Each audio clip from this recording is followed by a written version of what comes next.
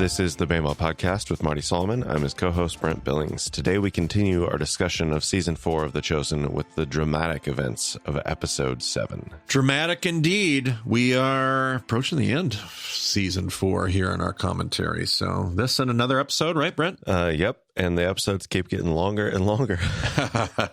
Now, you said in the theaters you thought this and the next episode were combined. Is that what you said? They were, yep. It was 1, 2, 3 together, 4, 5, 6, and then 7, 8. Oh, okay. Interesting. And when you saw them in the theater, did they flow? Was there breaks where the episode breaks are, or did it just flow together as one seamless? They didn't roll credits in between. I know that. Okay. I'm trying to think if there was any kind of, I think they had an intermission. I think they had a 5-minute intermission with a countdown on the screen. So you knew that you had time to run to the bathroom or whatever. Sure. Okay. Got it. Could be remembering that wrong, but I'm pretty sure. It's just something like that. All right. It was, I didn't remember actually that the events of this episode took place in this episode. I thought it was in the next episode. So we might as well talk about what we're talking about and hit that spoiler horn. There you go. Okay, so just to close that loop, Lazarus being raised. I mean, obviously, we all know that happens, but I thought that was in episode 8. Sure. As I was getting ready for these episodes again and rewatching things and taking my notes, I was like, oh, that was, and it wasn't even the end of this episode. It was like relatively early on. So yeah, kind of nonchalant. But anyway, as we start this episode, we see a cart traveling down the road, 2 people on it. One of them is shrouded up. Turns out it's Matthew. But he gets dropped off. He makes his way up a mountain.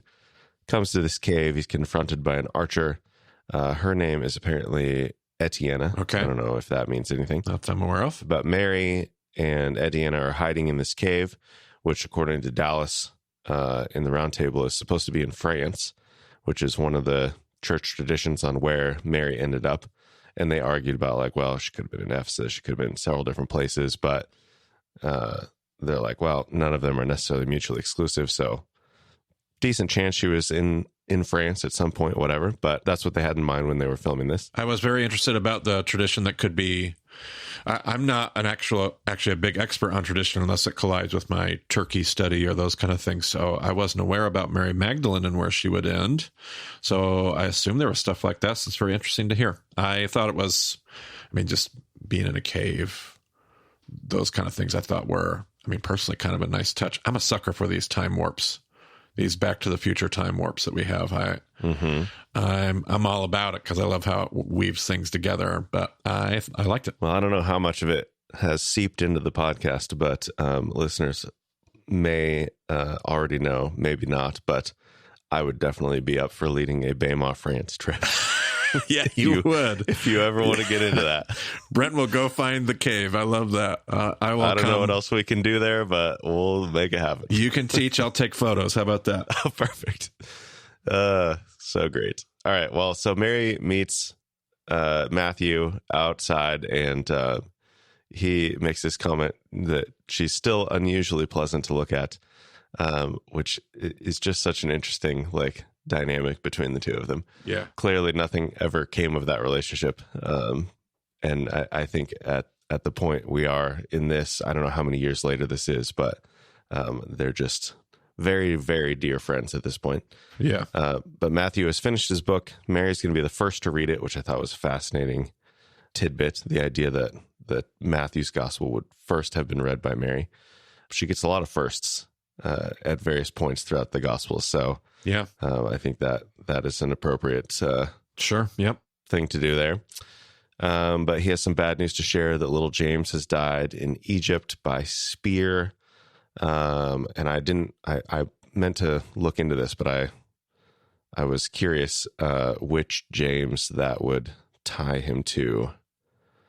If those events were if that said anything about which James. Oh, I think we've talked about which James they're putting in which place before, but yeah. Yeah, I know. And yeah, I knew you were going to ask me that. And I meant to do a little bit of digging before we jumped on here, but it's very confusing because obviously you have my crazy theories, which are literally crazy theories about the triumvirate, who the Jameses are. They're not that crazy. I think they're the most plausible and historical, but not the consensus. Right. Wouldn't expect the Chosen to be playing that. They haven't. But we also talked to Dallas in one of our interviews, and he mentioned, like, just how they're playing with the Jameses. And I didn't even really think through some of those other details. So James the Just is referenced in the book of Acts. And my understanding is that's supposed to be James, son of Zebedee, I believe. But as they've done the show all the way back in season 1, I'm pretty sure little James was the one that Jesus said, "Oh, and a sense of justice. We should call you James the Just," which means they flipped those. And I'm good kind of either way, because I think the whole thing is clouded. James who, all of that. It can be so confusing.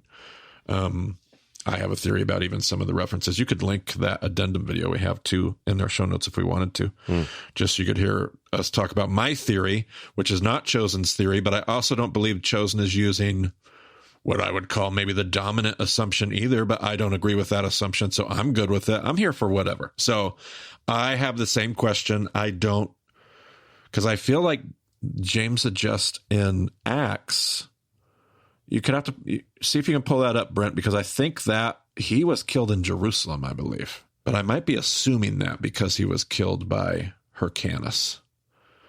And he wouldn't be actually in Jerusalem. He would say he would be in Egypt, like was suggested. So have you found that reference in Acts? Looks like that's Acts 12, verse 2. James, the brother of John, put to death with a sword. That was King Herod doing that. Yeah, so that's a different James.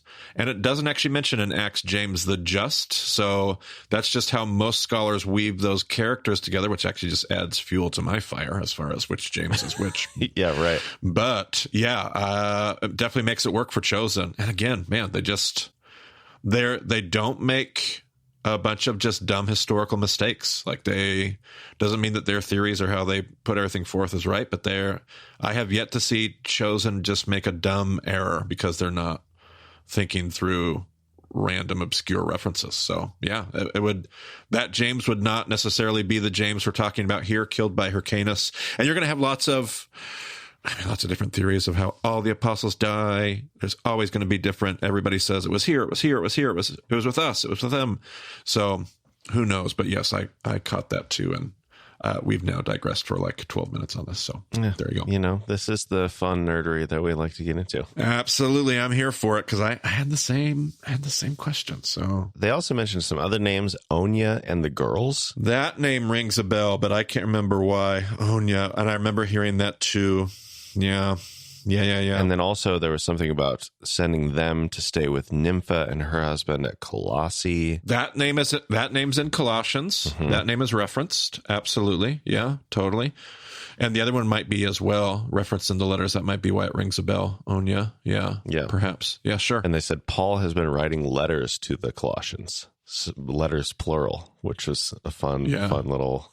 Yeah, I do love that. And the whole just the reference to Paul, who obviously is a much later character, later addition, but to hear them reference that character as somebody they know personally at that point in the flash forward, I loved that too. That was kind of fun to hear. Well, and presumably a central character in the upcoming The Way of the Chosen series. Oh, so sure, yeah. They'll probably end up weaving some of these stories together as they do that show too, which will be fun. Sure. Yep. So Eddie gets some food for them. Matthew mentions that he noticed Mary has been writing some stuff of her own, and Matthew's eager to hear her thoughts, but whatever. She seems like she's not really that interested in sharing. I was like, is this because I felt like I had heard something about the Gospel of Mary at some point. I've never really looked into it very much.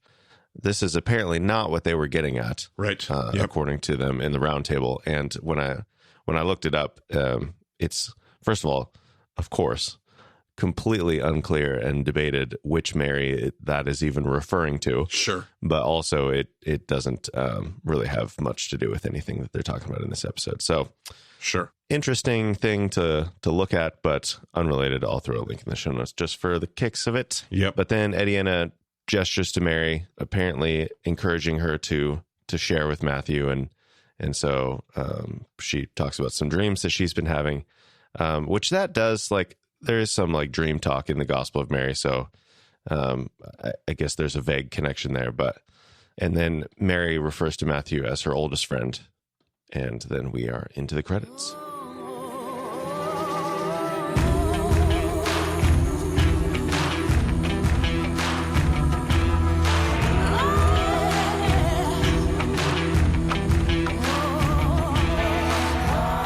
So we start off with Z chopping down some branches. He's making walking sticks for the Jameses. He gives the one to little James and makes a comment about how he fought bravely. And then they all depart from there. And Thomas is remarking to John that the new sandals are quite comfortable. And John asked Thomas about the statement that he made, that we may die with him. And then they have this conversation about, wishing for one's own death, and brings in Deuteronomy 30. And Thomas is like, we're being forced to accept that death is a part of life at this point. I can't remember if it was my wife or my daughter. Somebody pointed out, I don't know if you noticed, it seems like they all have new clothes. It's in the middle of a season, so it's not just some season break, but like they've, I don't know, maybe it was all, my daughter's thought was like it was all Hanukkah gifts. Maybe it was my wife that said that, because they'd just been giving gifts and now they all got, but a lot of them are wearing, they're all beat up last episode and stuff, and everybody's slinging stones on the Temple Mount.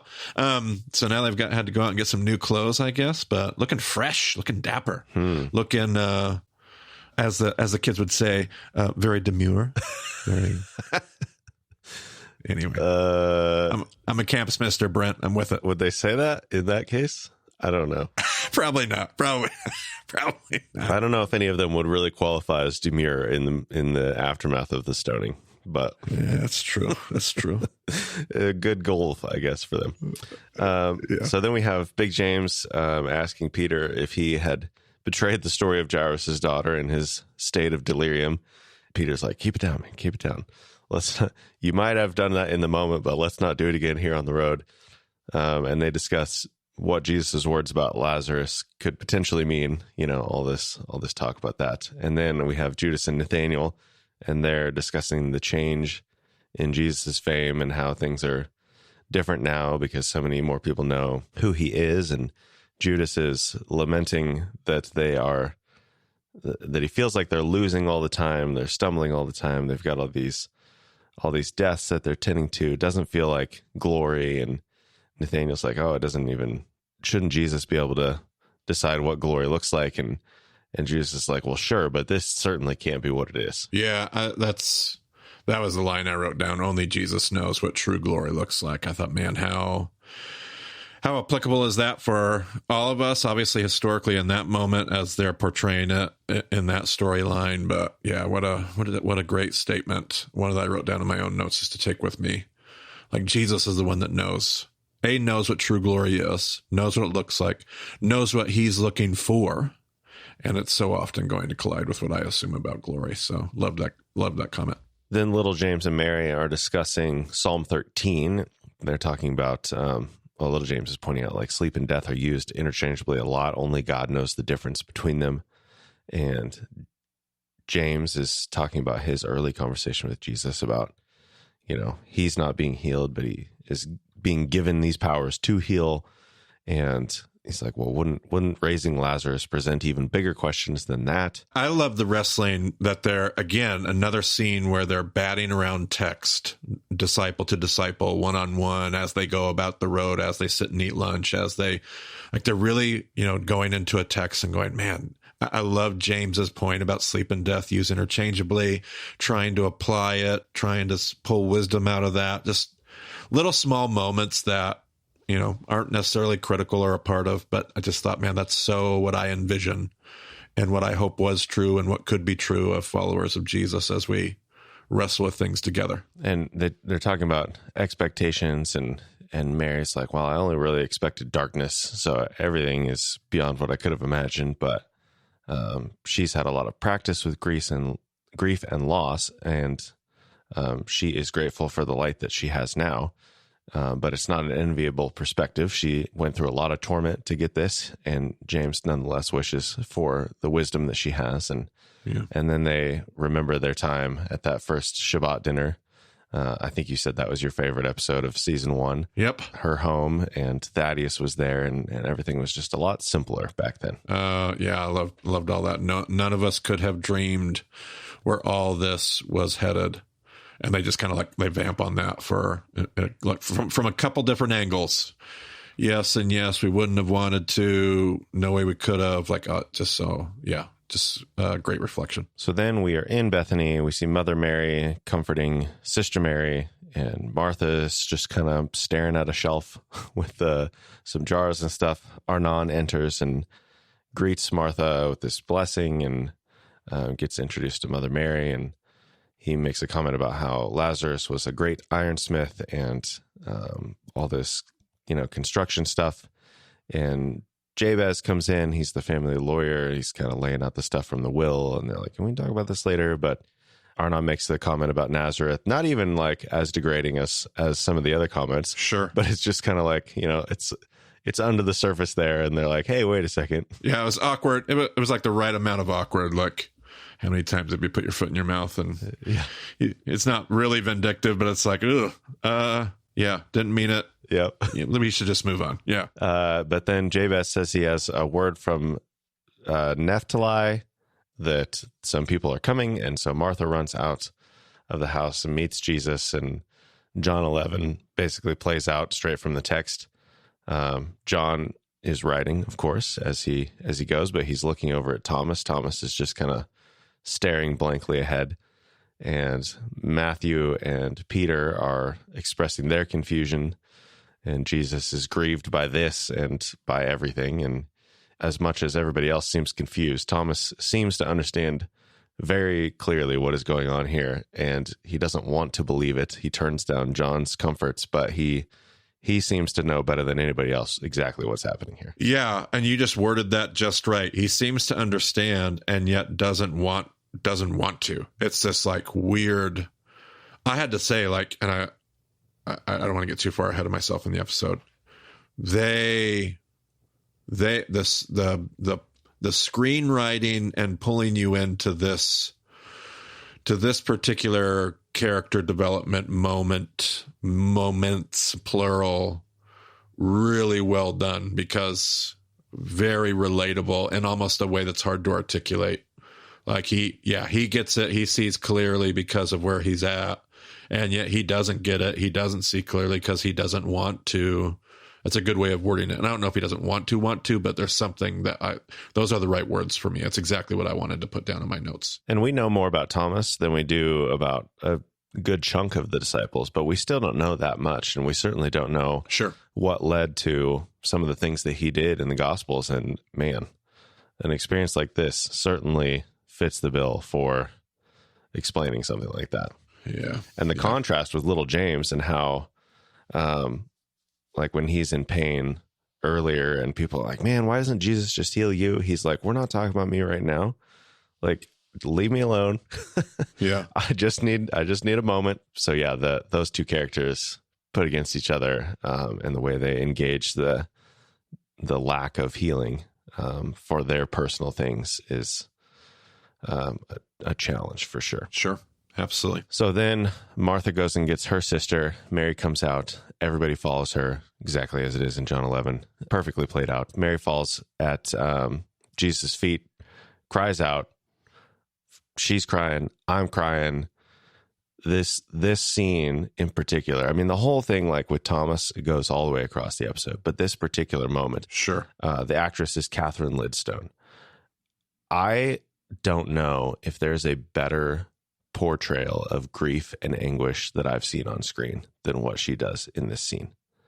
I thought it just felt like authentic to my core. Like, I know that I'm watching a show. Right. And I know that it's about things that actually happen too, but I'm watching a show. But my goodness, I could not believe how good that was. I don't know if it struck you as much as it did me, but I was incredibly impressed by her performance. Yeah, that's the actress that plays Mary. Yeah, is when you're talking about. Yeah, I didn't know how to feel, but I don't mean that in a negative way. Like, it was, the acting, everything about it, the directing of it. I didn't know. It was one of those scenes that is coming. You're like, how are they going to depict this? Like, what are they going to do?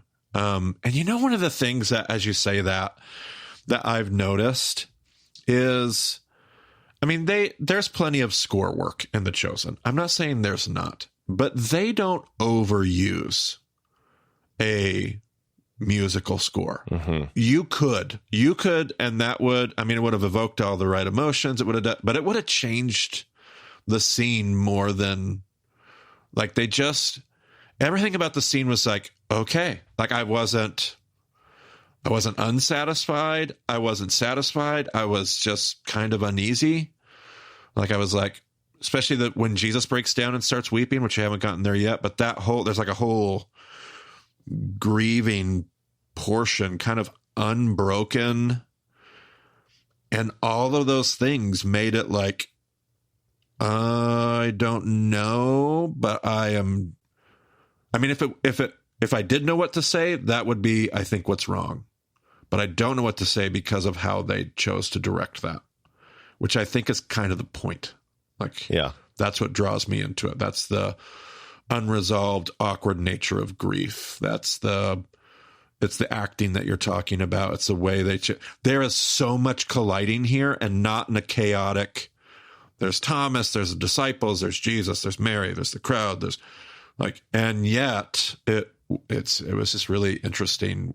Well done. I think I can say well done. Jesus crying, in contrast, did not feel, it's like, yes, I would never show up at an actual funeral and judge people for the way that they're mourning, Yes. But this, knowing that it is a show and that they are acting, yeah, it's like, does that feel real to me?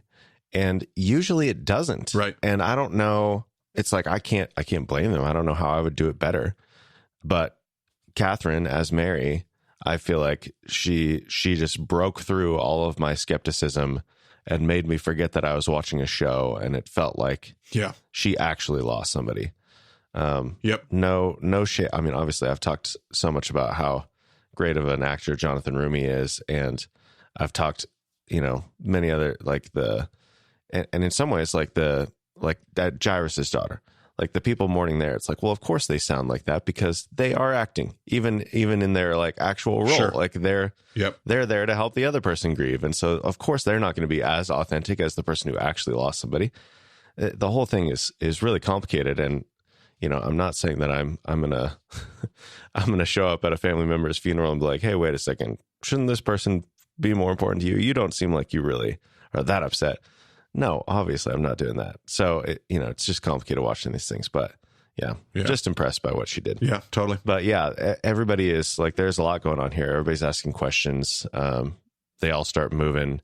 Thomas is kind of frozen and clearly shaken by what's happening. It's getting closer to the part where he has to actually confront and believe what he basically knows is already happening. And Andrew's the one who asks about, well, what about the blind man? He healed the blind man. Can he do something about this? And John ends up looking back at Thomas, and he and Tamar walk with Thomas. But the whole crowd is on the way to the tomb, and Jesus gets up there and says to take away the stone. Then we get the John 11 dialogue between Jesus and Martha. It's been 4 days, so that goes past the 3-day whatever.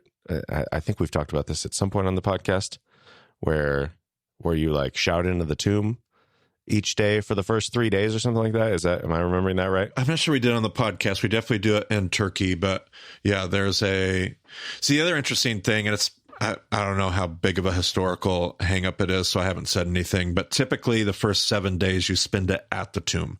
So they wouldn't typically be at the house, although I feel like it kind of reads that way.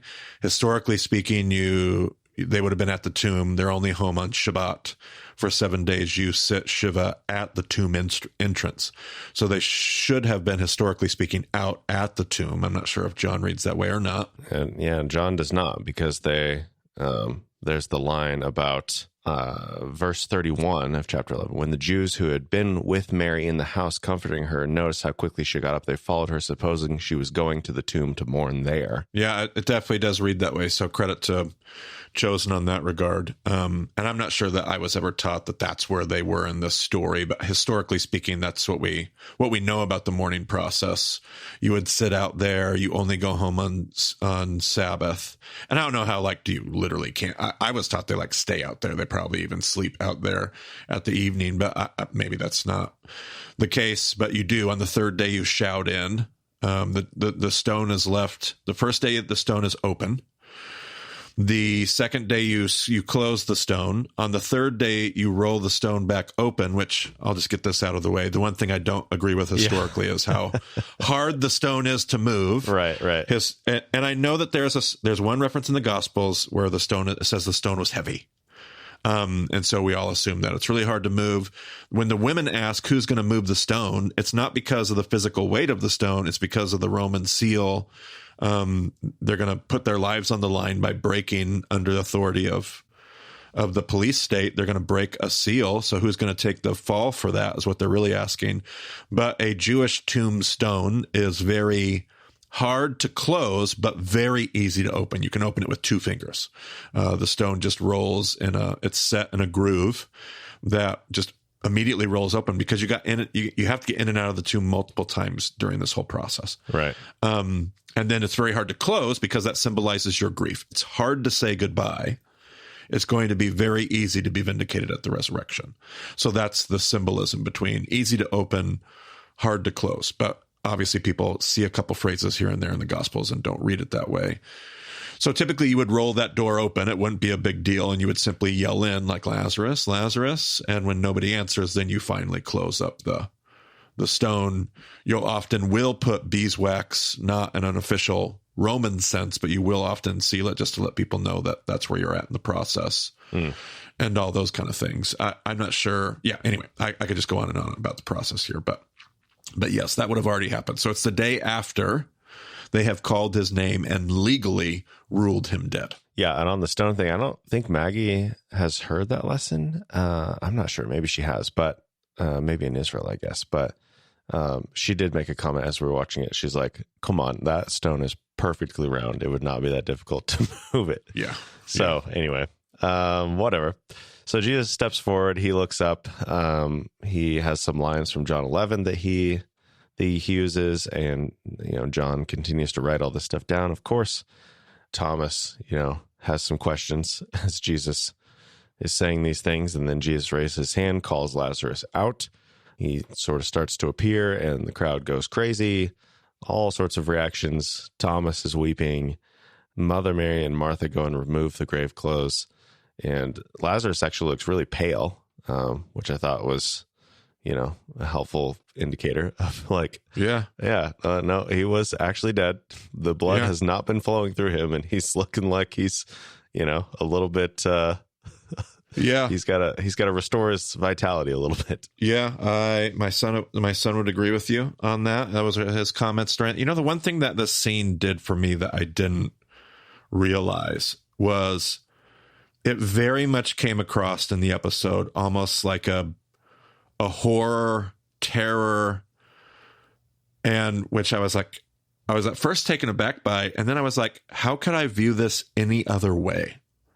Like, how did a dude wrapped in burial clothes appear in the door of a tomb and have that not be the creepiest thing you've ever seen? Like, I just went, yeah. And I don't think I've ever really thought about that ever teaching this story. That had to have been the weirdest, not just like, wow, that's crazy. Like, scared to death. What the heck is that?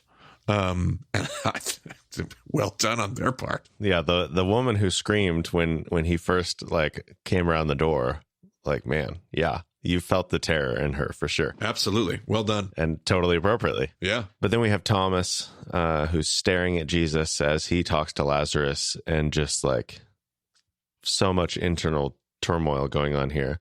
The crowd's murmuring. The Sadducee says that he's got to get back to Jerusalem. Another man seems to follow him. I'm not sure who that second guy was. I didn't even know that the first one was a Sadducee, but they make a comment about it later. Yeah, it was so weird. We couldn't figure that out as a family either. It obviously seems almost like a spy, shrouded. Yeah. Like, I'm like, but the Sadducees are already there. So I'm like, okay, I thought it might be a spy from the Sanhedrin, but maybe that's not the case. So we'll see. We'll have to see. But that was interesting, that character there. But then the disciples kind of start to assemble, and Big James is asking some questions. Judas is getting really excited about, everything that's going on. Thomas falls down, and it's just like, why? And Jesus is acknowledging to him how difficult things can be, but he's like, please just stay with me and you'll understand, in time. Yeah. And Jesus nods to John, and so John kind of takes over with Thomas. And then Arnon and Jabez are trying to warn Jesus about the Sadducee, taking word back, and he's like, well, that's actually the point, so don't worry about it. And then the disciples as a group are kind of comforting Thomas at this point. And then fun little shot of Mary kind of staying behind at the tomb and looking at the grave clothes, looking into the tomb, and just kind of like, she's seeing where things are heading as well. Yeah, so many great notes during this scene for me. Jesus telling Thomas, what I allow to happen crushes you and me. I thought that was really, like, it's not that I allow these things because it's fun for me or it doesn't matter to me. Like, sometimes the things I allow are crushing, and I know they crush you. They also crush me. Stay with me. I thought that was good. I don't need you to understand. I don't expect you to understand, and I don't even need you to understand. Just stay with me. I thought that was a really great line. At some point, Thomas is asking him, why don't you care? He says, I do care. It's why I'm doing this. Interesting wrestling match. The tension just amongst the disciples, period, is very interesting to me. The different responses. Again, something I've never really considered in the context of this story or these moments, this chapter of Jesus's ministry. But I wrote that down. And then obviously Mary staying behind to stare and look at the tomb. I mean, throughout this episode, I keep thinking of the writing she shared with Matthew in that opening flash forward scene. I think earlier when she said to James, like, I'm so used to the darkness, and her poem that she shared, her writing started with darkness, in comments about darkness. Now she is standing there. So I'm thinking about that. I'm also just thinking, like what I said to my family as we were watching it, is what a perfect, it will be Mary spoiler alert, it will be Mary at the tomb that stays behind and gets to see and find Jesus. The guys are all gone. Even the women seem to have left if you harmonize the gospel accounts, but Mary stays behind and ends up encountering Jesus in the garden. So she's going to be the one that gets sent to go tell the disciples by Jesus. So that moment is being set up. I think of Jesus's comments at the end of the last episode. You understand. Like, she's getting it and seeing things that others aren't seeing and they're not even going to see, but there's going to be this payoff at Jesus's tomb later because she's been paying attention. And I loved that moment in the scene. I loved it. I thought, what a great, it's the Lazarus story, but what a great place to put her in this scene. Loved it. So then we see Mary and Martha tending to Lazarus, and they're like, well, do you still have the click in your knee? And he moves his leg, and sure enough, he's still got the click. And they're asking him what it was like, and then Jesus comes in, and they're like, hey, man, I still got this click. And he's like, oh, sorry, I only get one miracle per person. Yeah. Which is just a great, like, who cares if he's got the click in his knee? Obviously, they don't care. But also funny, like, I think many of us have wondered, like, what will our bodies be like in a restored, resurrected state? And well, I also loved, I don't know why or how they did this, but no heaven talk. Oh, sure. And it would have been so easy for them to do that. But there's like, I was sleeping. There's no, like, he saw anything or was with God or a bright light or any of that. Very Jewish in that regard. Like, yeah, nailed and they could have, like, really overdid, but it fits the Jewish understanding of the resurrection. Not a lot of our theological construct we have about what happens when we die. And I was hats off to him. Yeah. I mean, that's big reason why we love this show. So the girls leave and they go to the messy dining room, and Mary remarks that Martha is not busy cleaning it. And she's like, give me some of that wine. Yeah. That was just a great little moment where it's like, oh, Martha finally, like, she understands now what she's supposed to be doing. Yeah, and I've always seen this story as the redemption of Martha. You know, the earlier story was like Mary's moment. Martha has something to learn. And I've always seen the Lazarus story as Martha's redemption. Like, she comes out to see Jesus first. She is the one that has some sense of zeal and belief. And so even though this part isn't in the text, the change in Martha is in my mind, and I like them including that in here. Yeah, absolutely. And Lazarus has all sorts of questions for Jesus, and Jesus is like, I know, like, sure, it could have been anybody. Why did it have to be you? But it wasn't so much about who it was. It's about when it happened, and makes a comment about the last sign. And Lazarus is like, oh, so does that mean no more big miracles? And Jesus is kind of like seeing what's coming, and he's like, well, not this side. Kind of trails off a little bit, and Jesus is like, hey, I gotta confess something. I didn't come right away when I got your message. I had to go do some preaching. And Lazarus is like, well, how did it go? And Jesus says, besides the attempted stoning, I thought it was above average. Yeah, totally. I just realized too, in my notes, there was a little pre-scene to this scene where Lazarus was talking to the sisters, and they made a point of saying, like, we need to be able to say thank you. And they talked about, I thought one of the great lines in there was, what do you get essentially for a miracle worker? Oh, yeah. And it wasn't said directly, it was hinted at, but it's not about, he doesn't need anything. And I thought, oh, goodness. Like, what do we give Jesus as a gift? He doesn't need anything. So it's not about what he needs. We get to give him what he wants. So our obedience to the thing that Jesus is wanting us. This whole last episode and this episode, like, he's just so frustrated at, like, I'm trying to tell the world something and they just don't want to get it. They don't get it. Nobody understands. So people that do get it and understand that's the blessing. That's the gift, to be people that hear his voice and hear his leading. But anyway, didn't want to miss that note, but back to the scene you were talking about. Yeah, well, that leads in perfectly to the next part of that conversation where Jesus is expressing that frustration to Lazarus. He's like, I've told my followers 3 times what's going on. Yeah. Seems like they're absolutely incapable of hearing it. And Lazarus is like, well, I kind of feel the same way. I don't really understand everything. I'm only human. And Jesus is like, so am I. Yes, another one of those moments. Absolutely. And then there's the comment. He's like, but you're also the Son of God. He's like, well, sure, that too, but yeah. And then he says, and you're undeniable. Or is it Lazarus says that, or Judas later, or somebody calls Jesus undeniable, and his response in passing, like the person he's talking to doesn't even catch it, doesn't even act like they hear it. Jesus says, well, I can't have that. Like, I can't be undeniable. Like, people have to be able to tell me no. I just thought it was such an interesting passing comment when somebody said, how can they say no? How can this go any other way? You're undeniable. And he's like, well, I can't have that. I thought, wow, what a great line. I do remember that. I can't remember. I feel like it might have been Judas, but I do not remember Jesus' response to that. So that's an interesting catch. Yeah. But so Jesus is frustrated with the disciples. He's angry with the leaders. He's like, Isaiah, gave all these warnings. They talk about Isaiah 53.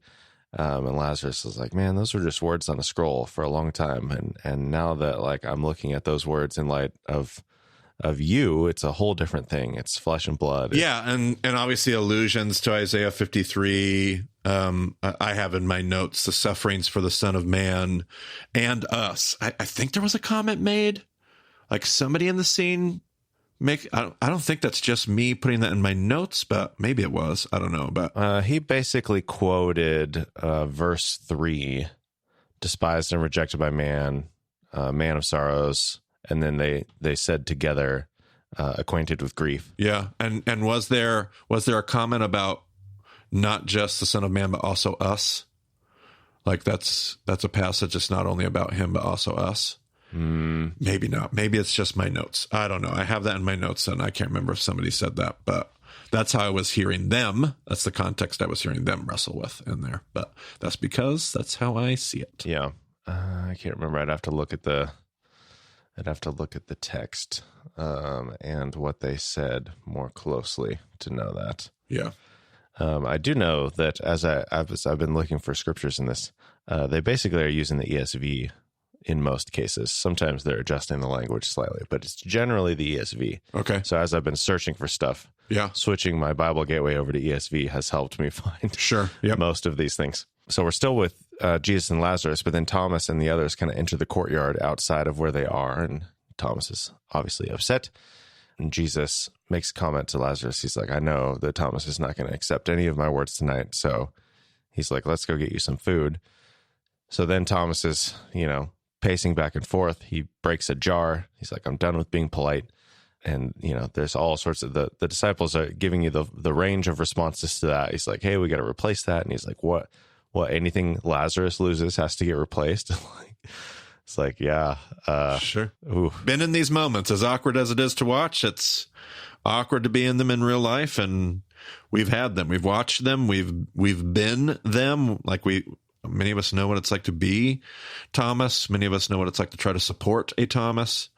Like, yeah, totally get it. Not fun or easy not an easy scene to resolve in my stomach as I watch it. But yes. That's all I would say. Yes. So many painful things in this whole scene, really. Like Judas is an idiot. Like my son is like, man, I'm really starting to hate Judas. Yeah. He makes some crazy comments, and Thomas kind of goes after him, and they stop Thomas. John takes Thomas away, but Judas is like trying to express his excitement, and Z and Philip are like, man, I don't know if it means what you think it means. And this whole scene, like Mary and Tamar are kind of like the voice of like, hey, let's remember what Jesus has actually said. Let's remember what Jesus has actually asked us to do. Like, we're all taking this way too far. Totally. And then what kind of the climax of this thing is that Judas speculates that maybe Thomas just isn't one of the true sheep that Jesus was talking about. And everyone's like, oh, you got to be kidding me right now. Right. Andrew says that the devil is in him, and like Nathaniel's like, take it back right now. But then little James has his pain that comes up suddenly, and that kind of diffuses the whole thing. And Thaddeus and Mary stay with him, and Peter's like, yeah, we all got to get some sleep. We're all a little bit too on edge here. Let's break this up for now. So Peter's kind of taking on his role as leader of the disciples there, but little James kind of helps to break that tension as well. Yeah, absolutely. Yeah, I really didn't have any extra commentary. That last scene kind of is what it is, and I just kept thinking to myself, this is kind of like the picture of where the church can be most of the time. People hurting, other people trying to make it about the mission, everybody taking words one way or another, pretty much everyone misunderstanding Jesus, nobody paying attention to the women. Like, it's just like, this is like a microcosm of what we do all the time in our world. Well, and I just continue to appreciate Judas. Like, he just believes so much, and he can't understand how the others are not seeing it and believing it the way he does. And like, of course he would, and completely inappropriate to theorize that, like, you don't question somebody else's commitment to Jesus or their salvation, or however you want to phrase that. Like, you don't question that. You're not in a position to actually know. But I understand when he believes as earnestly as he does, I understand how he could theorize. Shouldn't have done it out loud, but I understand how he can theorize, like, well, maybe Thomas just isn't one of the true sheep. If he doesn't get it, if he can't actually see it, maybe he isn't one of those true sheep. Well, and the irony is the women had just gotten done saying, let's focus on what he said. And Judas does. And Judas does, exactly. And twists it all up and gets it all wrong. But I thought, man, that's what we do. Yeah. Like, no, none of us are paying attention. Then somebody remembers. So then we remember, but then we don't do it right. And yep. Yes. So then to wrap up the episode, we have the flash forward again to Mary and Matthew. And she talks about how she wanted to write her own song like David. And so then she's kind of speaking this thing in a voiceover. And there's this montage of the news spreading and everybody wrestling what has just happened. We see Lazarus holding his grave clothes. Arnon wakes up Yusuf. Someone wakes up Shmuel. I wasn't sure who that guy was, but then the Sadducee who was at the tomb when Lazarus came out wakes up Shammai. Sister Mary goes and opens the safe, and she gets out several bags of money. And Peter is wrapping the wounds of Big James. We see Little James turning over in pain. We see Thomas picking up the sundial and kind of looking at that. That was his gift for Rhema. And John looks over at Thomas and is like, well, there's nothing else I can do at this point. So he turns over and goes to sleep. Mary Magdalene blows out a candle and sees Jesus picking up pottery pieces from the courtyard. And then Jesus is sitting on his bed and like trying to like find a match and put those pieces back together. And then the camera goes back to the tomb and nobody's there. It's empty, and it just kind of zooms into that empty tomb. And then we go into the credits. Great final shot. Another good cinematic choice. Oh, absolutely. Yeah, I love the way they play with the lighting and do the other stuff like that. Like, yeah, so much that we all know is coming, and yet sitting in that tension, sitting in this moment of like trying to understand it all, is something that I think we can all relate to pretty well. Yep, totally. All right, well, that does it for this episode. You can find more details about our show at BayModusEpisode.com. You can find the show notes there or in your podcast app. Check out that James Addendum video if you want to investigate that. Check out the Gospel of Mary if you're curious. I don't know, whatever. It was an interesting little document to look at, but yeah, all those links will be in the show notes. And if you want to get in touch with us, you can use the contact page on the website. But thanks for joining us on the Bear Mod Podcast. We'll talk to you again soon.